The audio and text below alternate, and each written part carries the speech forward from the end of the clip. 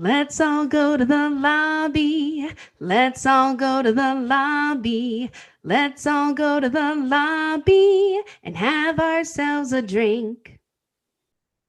All right, and with that, we are back in the lobby bar for the week of August the 12th, 2024. Brian and Michaela here with you. And Michaela, I hope you still have that bottle of Domaine de Canton because we are carrying along with it today. How was that first week's cocktail? Were you getting into it? You been ginger and stuff up? I actually was asked by my husband yesterday. We were having a little bit of a Sunday fun day, and he was like, "Hey, make me a cocktail." And I love a good challenge, and we had been talking about that. So I made him kind of a riff on a margarita, just like we had Hmm. talked about. I used, the Domaine de Canton. It's really good. I also have been putting it in some of my other drinks just to see what it would be like if it was add the sweetness, if it would add some extra gingery flavor.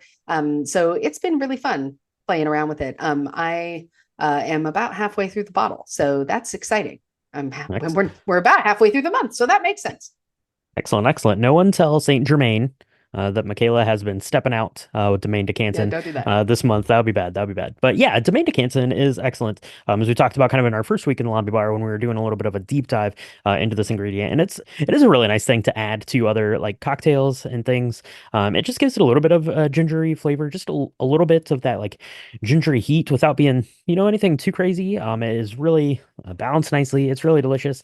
And today, Michaela, as we mentioned, we're kind of going through like the weeks of heat here in August, right? We started with something pretty light, pretty crisp there in the first week, and this week is going to be kind of the same, but it's going to kind of darken things up a little bit. Even though this has a gin base, it's going to be really delicious because the ginger is going to lay a little bit of stronger like backbone to the cocktail here in this one. And this one's called the Crescent Moon. Let's put one together. So into your cocktail shaker, go ahead and put in 2 ounces of your Domaine de Canton or ginger liqueur, 1 ounce of white vermouth, dry vermouth, 1 ounce of gin, and 2 dashes of orange bitters. So this is basically just a martini, but it's going to be kind of ginger forward a little bit, right? It's going to kind of mix up there with your gin. So it's going to be a little bit of a heavier drink, but still pretty light. So I think it's going to be really nice here as we're, still in the hotter days of summer. But maybe those nights are cooling off a little bit. You need a nice nightcap or you want a pretty fancy before dinner drink. And this one's really good. As big martini, fans, aficionados. I don't know if we're aficionados. We're definitely martini drinkers at heart. This is a good one, and I really like this riff on it. Yeah, no, this is really nice. Look, if you are interested in a cocktail that's not kind of a one note, super sweet thing, and you want it to be a grown up cocktail, that's how this felt to me. Hmm. Because it's got all the things. First of all, it's got gin, and we all know real martinis have gin. It's got some orange bitters, so it's a little bit different than like your regular Angostura big bitters. The white vermouth. I mean, come on now. It's got all this stuff. I love it.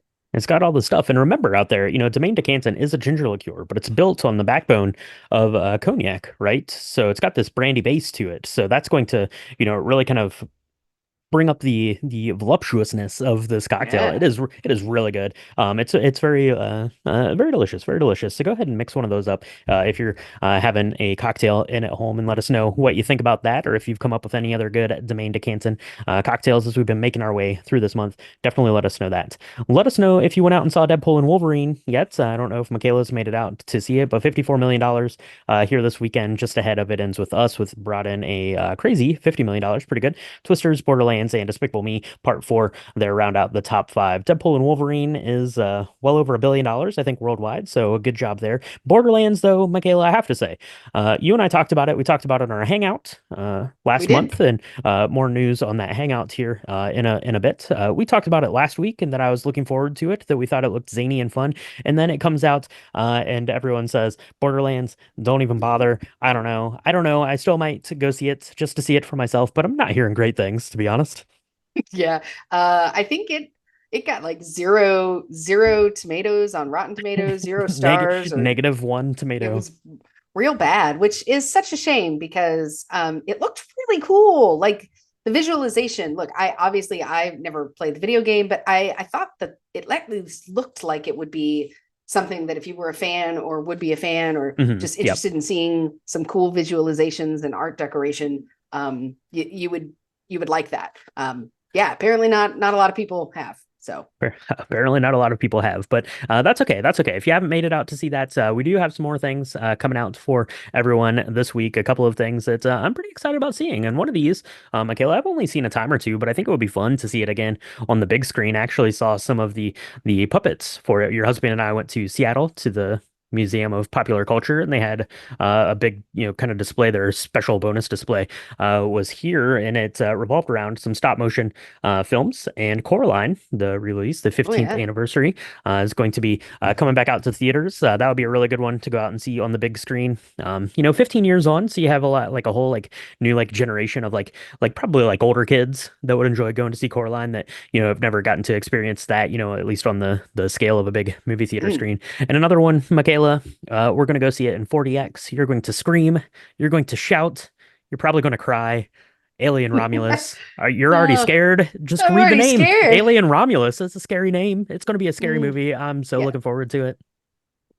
Flying alien things that hatch in your chest and kill you. Hmm Yes, let's hmm more of hmm that. Give me more of that. So first of all, Bring it on. Coraline, not a movie for small children. I don't care what anybody says. I had a really good friend who watched it with her son all the time, and that's great. I tried to show it to Stephen Michael, and I had to turn it off within like 25 minutes because the weird button eyes, the scary black eyed thing. Nope, nope, just not good. But Coraline's amazing. It's amazing if you're a little bit older, and I'm super excited because I think maybe my son might be old enough to watch it now. Definitely not when he was 5. Definitely not, but Hmm maybe now. Alien Romulus, super looking forward to that. I don't know about seeing it in 40X. I think you're a glutton for punishment. You want me to like have a heart attack right in the middle of the theater. I don't know. A lot of jumpies, a lot of flying alien things that no, I don't. I'm excited, but I kind of want to watch that in the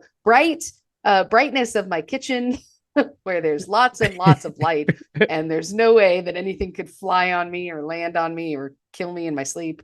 I was gonna say you could watch it outside, but then like a spider might come down by you, and that'd be the end of it. That would be the end of That it. would that would So yeah, go see Alien Romulus. That's coming out this week. Definitely looking forward to that. TV, not a lot things coming out this week. We've got the premiere of the next season of Emily in Paris. I'm not super familiar with that, but I know a lot of people seem to like it. It looks really pretty. They had a bunch of like advertising for it on during the Olympics.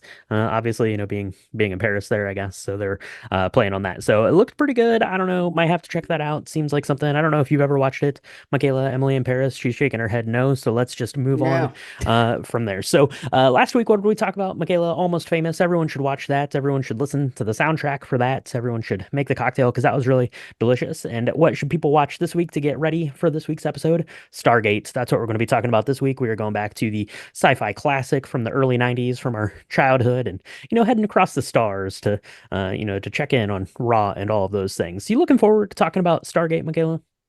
I am really looking forward to talking about Stargate. This was a special shout out to a Patreon, Matt. Uh, Yes. Ask and you shall receive, and that's what we do for all of our folks, and especially if you're a Patreon. So if we have not done that for you yet, now is the time. Put in your Oh, request. now's the time. Yeah. Let us know. We will make it happen.